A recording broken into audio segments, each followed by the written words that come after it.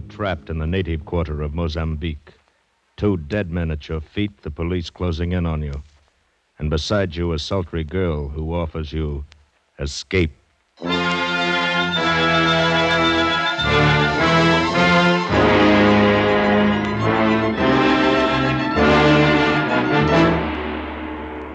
Escape, produced and directed by William N. Robeson, and carefully contrived to free you from the 4 walls of today for a half hour of high adventure.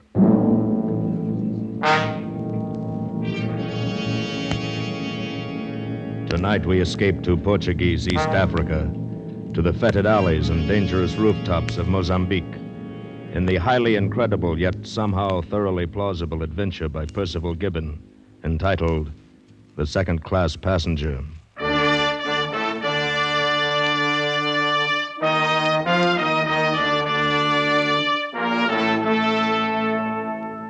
That's me, Ronald A. Dawson, second-class passenger. Oh, I could have afforded first class by pinching a little here and there, but nobody back at Ralston's department store in Cedar Rapids will ever know. The important thing is they're saying Ronald Dawson in drapery is taking a cruise around the world. And then there's really very little difference in the accommodations. And the second-class passengers are every bit as interesting as the first-class crowd. Take Miss Patterson, for instance. You'd look far to find a more charming, likable, altogether desirable young lady. Just the life of the party. We'd gotten to be quite good friends by the time our cruise put in at Mozambique. Although the competition was always stiff, I can tell you. There were times I wish those other 2, Jones and Twitchell, had missed the boat somewhere along the line. Well, we've still a good couple of hours before we sail. How about a ride in one of these native carriages, Miss Patterson? Oh, dear, do you think they'd be clean? Personally, I doubt it. Although I don't know as I should care too much now. That Wuzo made me so woozy. Great stuff, Uzo.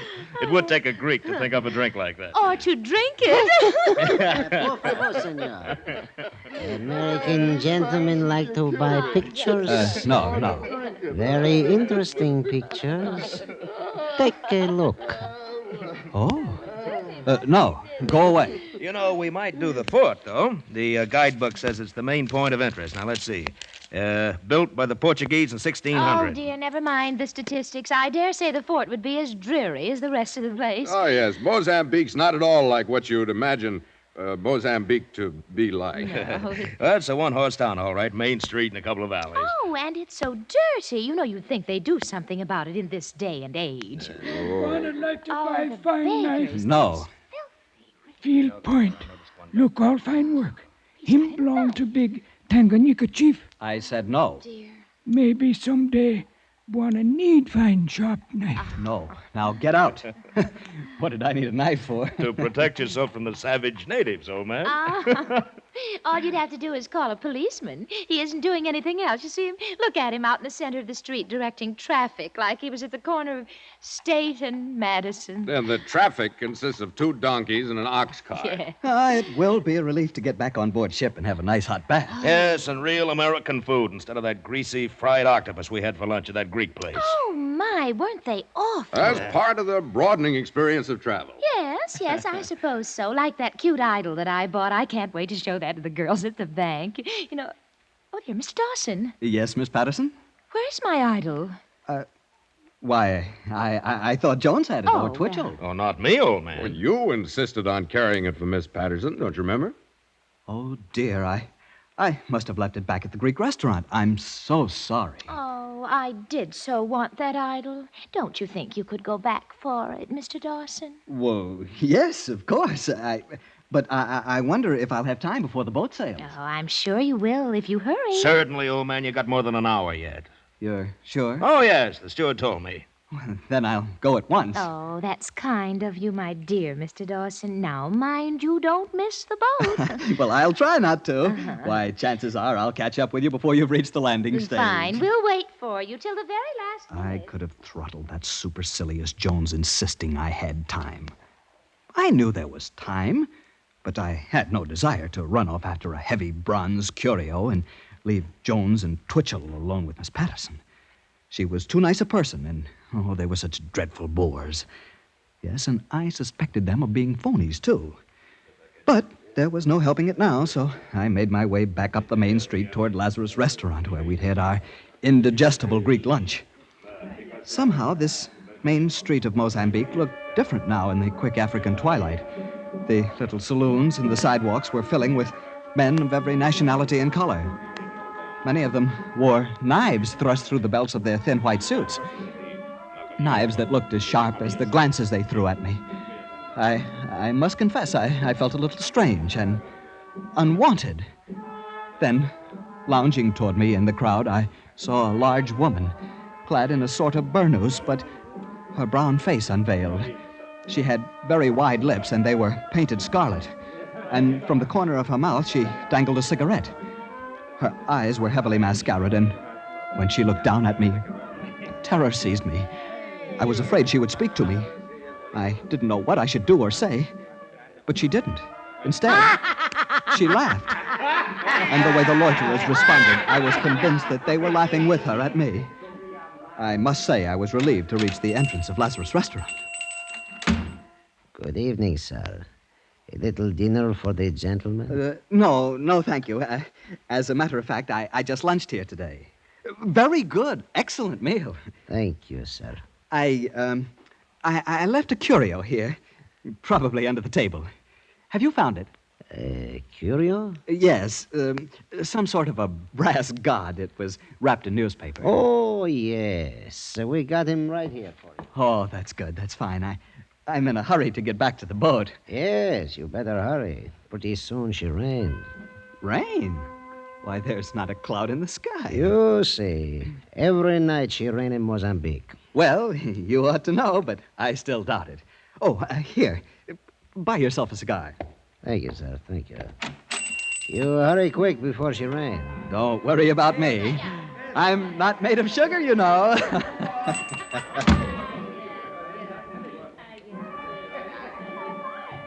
In just the few moments I'd been inside the restaurant, night had fallen.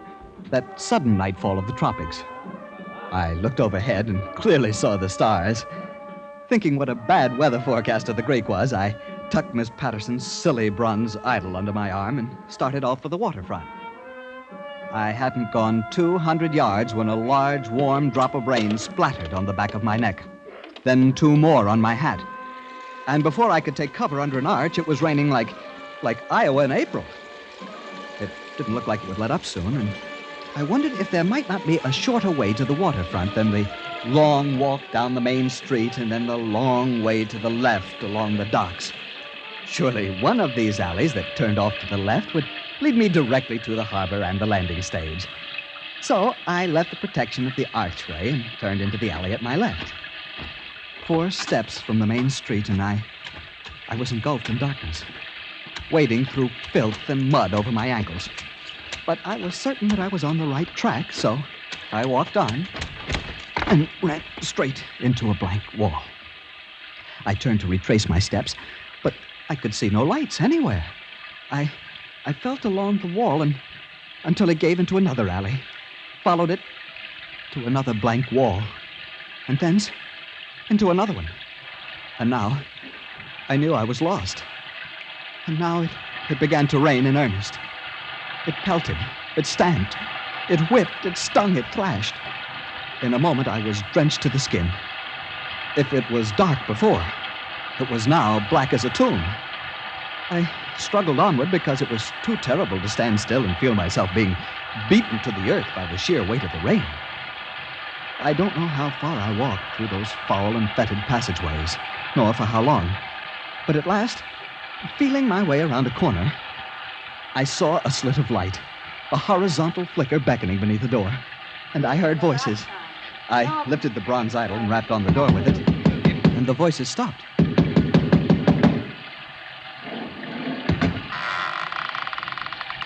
What do you want? I've lost my way. I'm wet through, and I don't know where I am.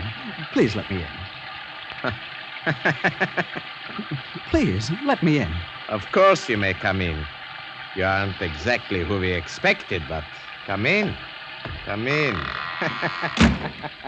I walked into a room that was unfurnished, save for a littered table and some chairs and a gaudy picture of the Virgin that hung on the wall.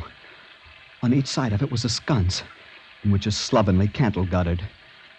A woman was perched on the corner of the table, a heavy shawl over her head. Under it, the dark face, propped in the fork of her hand, glowed sullenly, and her bare white arm was like a menacing thing. In a chair near her, a grossly fat man was huddled, scowling heavily under thick, fair brows, while the other man, he who had opened the door, stood smiling. The woman laughed softly and pointed to the image dangling in my hand. What is that? I beg your pardon? That parcel you are carrying. Parcel? Oh, it's a curio, an idol of some sort. A friend of mine left it at the restaurant this afternoon. And you? You're a tourist from the cruise boat? Yes, that's right. How did you know? What are you doing here so late and so wet? The boat sails soon. I know. I was trying to take a shortcut to the landing stage. I got lost somehow. I came ashore with some friends from the second class. I left them to come back and fetch this idol, and here I am. Give the young man a chair, Egon. Oh, thank you very much. But I must go on as soon as the rain stops. If you can direct me to... It will not stop for a while yet. You may as well wait here. Yes. We may be able to provide some entertainment for our second-class tourist.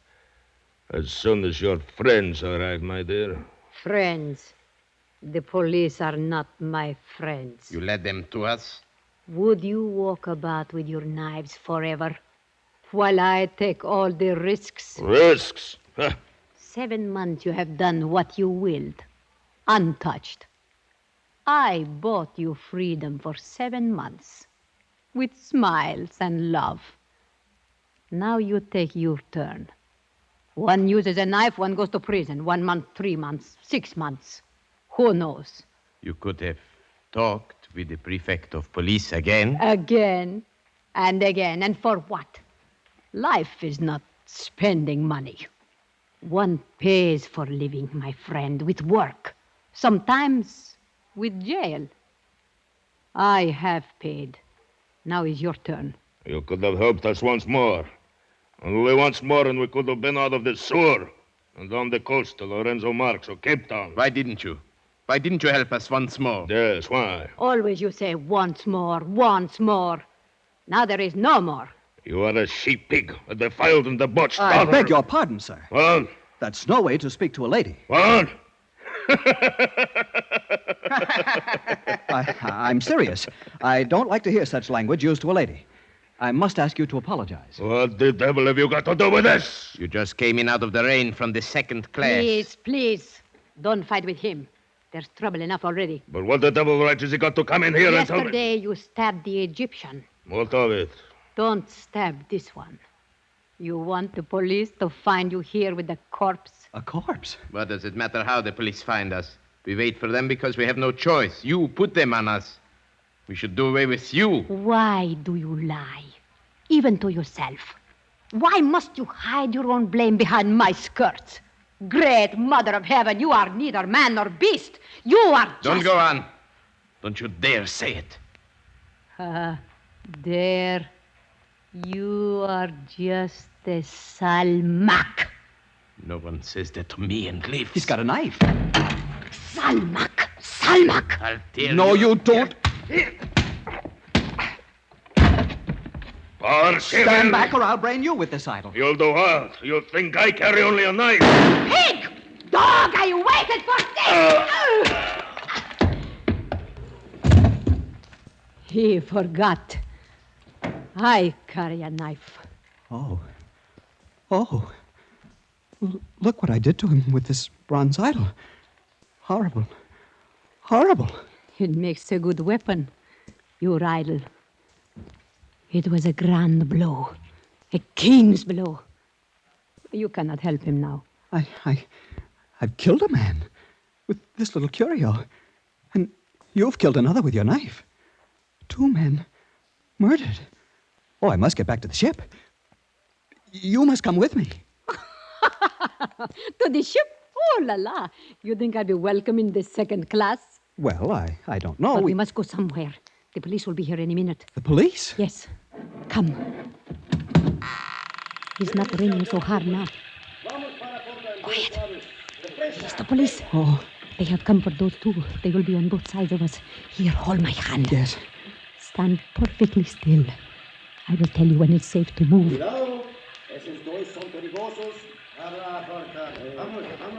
Now. They are all around us, so they won't hear us. Come, now. Where are we going? We are escaping. But if you know from what we are escaping, you would not care. Where? Hurry. Hang on to my hand. And hurry.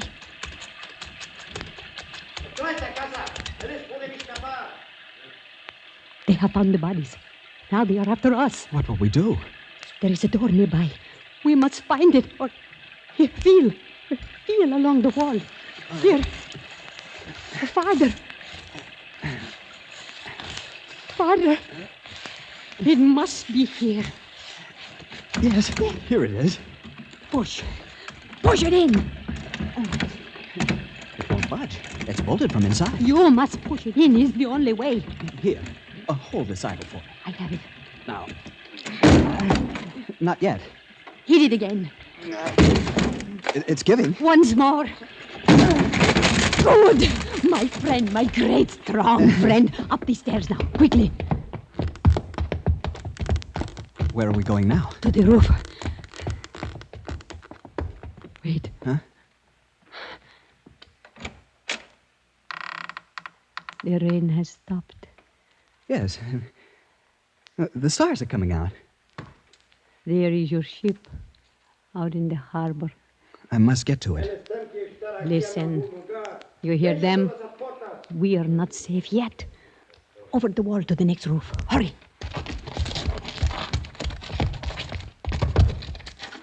Now, over to the next parapet. Up you go. Are you all right? Come up quietly. Yes. What's that down there? A tent? Yes. People are asleep. You must walk like a rat. Who are they? Who knows? If they see us, they will think you have come after the women. Oh, but we could say there would be nothing to say. Shh. Someone's crawling out of the tent. A man with a sheet wrapped around him. He's coming this way. Yes. Why doesn't he see us? His eyes are clouded with sleep, perhaps. If he sees us? It will be too late. Then he won't. There. And there. Well, that took the fight out of him. Take this, my little knife.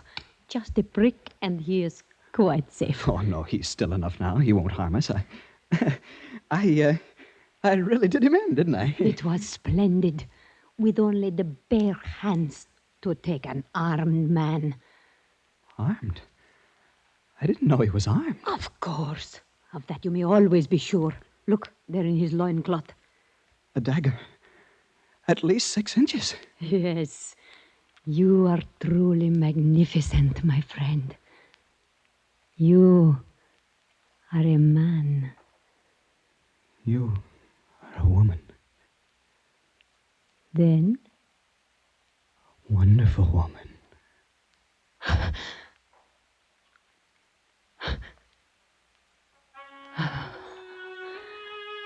I was wondering when you would kiss me. When you took offense at what the Russian said to me, I knew you would. But I wondered how soon. Yes. Yes, I suppose I knew too, in a way. At least I thought how much I'd like to. But I wouldn't have had the courage before all this, I suppose. Courage. Your courage is of the lion. Your strength is of the great bull of Swahili. Thank you. Thank you. I wonder if we're far from the landing stage now. I mustn't miss my boat, you know. You want to go back to the second class? Well, naturally. That's what I was trying to do when I knocked on your door. Goodness, I've missed my dinner as it is. Missed your dinner? Yes, that is so. But haven't you gained something else? What? Me. Look. Look at me. Is it nothing, friend, that you have saved me for yourself? But... You conquer men as though you were bred on the roofs of Mozambique. You fight like a hero. A rush, a blow, a tumble, and you had them lying at your feet. Are you not glad that it was all for this? For me? Oh, kiss me.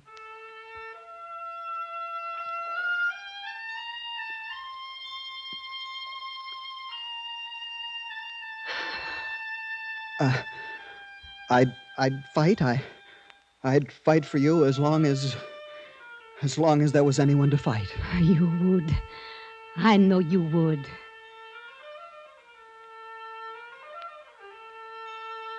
You lead on. Where? Wherever you will. Come.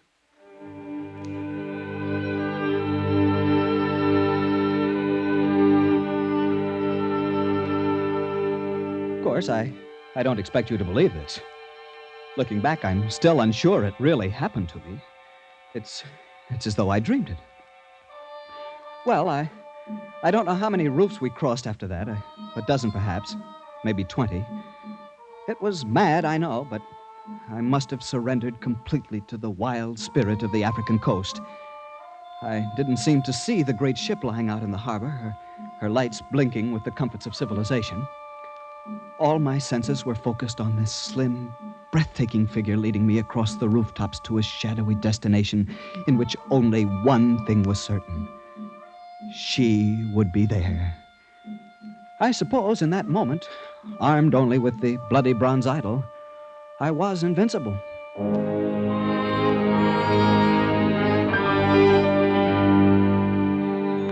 At last, she led me down a creaking wooden stair that hung precariously on the sheer side of a house.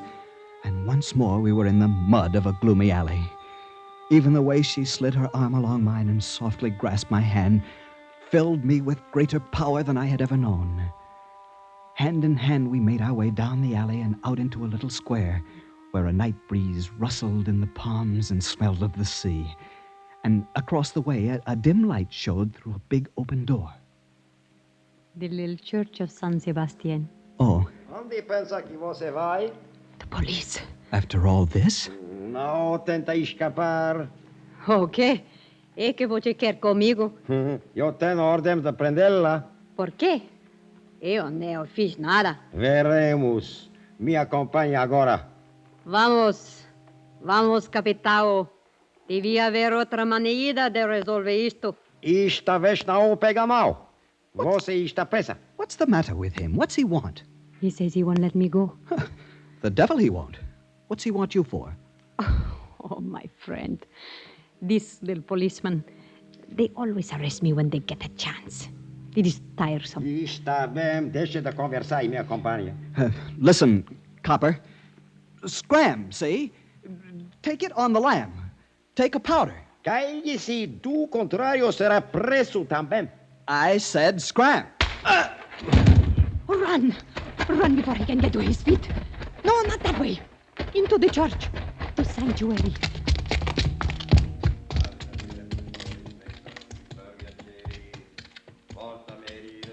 My magnificent one. You fear no one. You fight for me. So long as there is anyone to fight. Yes. Now there will always be someone to fight. They will never leave us alone. Will they follow us in here? These police might do anything. But I know one door they will not dare follow us through. What is that? Come. This way.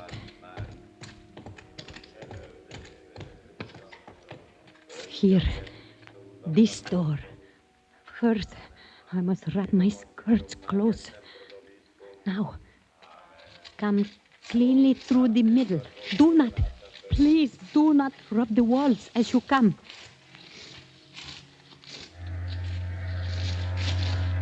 There. We are safe for a while. They will not follow us through that door. Why not? It was the door of the lepers. The door of the... It is all right. We didn't touch the portals. See, down the alley are the lights of the waterfront. Yes. Oh, where do we go now?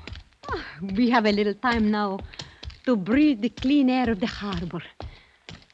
And then I know a little place where someone is coming. Step back in the shadow until they have passed. It certainly was something to write home about. Listen. What is it? I wonder what's happened to good old Dawson. Oh, Trench. Oh, dear, I do hope he's found my idol. The idol. I must return the idol. No, don't. My friend, this is the greatest danger of all. Goodbye. Don't go. Magnificent one. Don't go. I must. Goodbye. Hello there. Here's Mr. Dawson. Got here before you, it appears. Yes. Did you find the idol? Yes, but for a moment there, I was afraid I should miss the boat. Oh, I say, old man, you're a bit disheveled. Yes, I got caught in the rain. And my idol. Oh, Mr. Dawson, you've got it all dirty. Yes, it is a bit must. I dropped it once or twice, I fear. Well, I think that was clumsy of you. Oh, nothing. A little soap and water won't put to rights, I dare say. Well, maybe. Well, we'd better hurry along. I'd hate to have to spend any more time in this dreadful place. Oh, so should I. Yes. There's the whistle. Now, that's the last warning, no doubt. But come on, everybody. That's coming. Oh, Dawson, don't stand there mooning. We'll miss the boat. Yes. Yes, in just a moment. Say, is there someone standing there in the shadow of the alley? I'm not sure. I thought for a moment... That's funny. I could have sworn I saw you wave goodbye to someone. Perhaps I did. Goodbye to Mozambique, to adventure and romance. Oh, that's good. That's very good. Adventure, romance, in this pest hole? Twitchell, what would you say if I told you I had just killed a man, fled over the rooftops of the city, made love to a beautiful woman, fought the police, escaped through the leper's gate... Oh, great heavens, Dawson. I'd say you had the wildest imagination I'd ever heard of. Nothing like that ever happens to a second-class passenger. No. No, I suppose you're right. Nothing like that ever happens to a second-class passenger. Except in dreams. Come on, Twitchell. We'll miss the boat.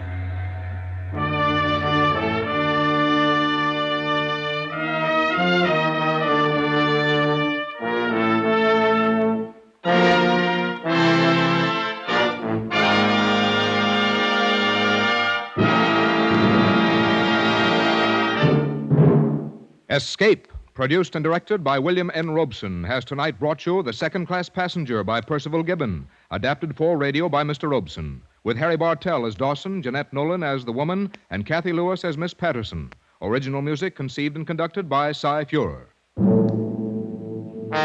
Next week... You were isolated on a remote plantation in the crawling Amazon jungle, and an immense army of ravenous ants is closing in on you, swarming in to eat you alive. A deadly black army from which there is no escape.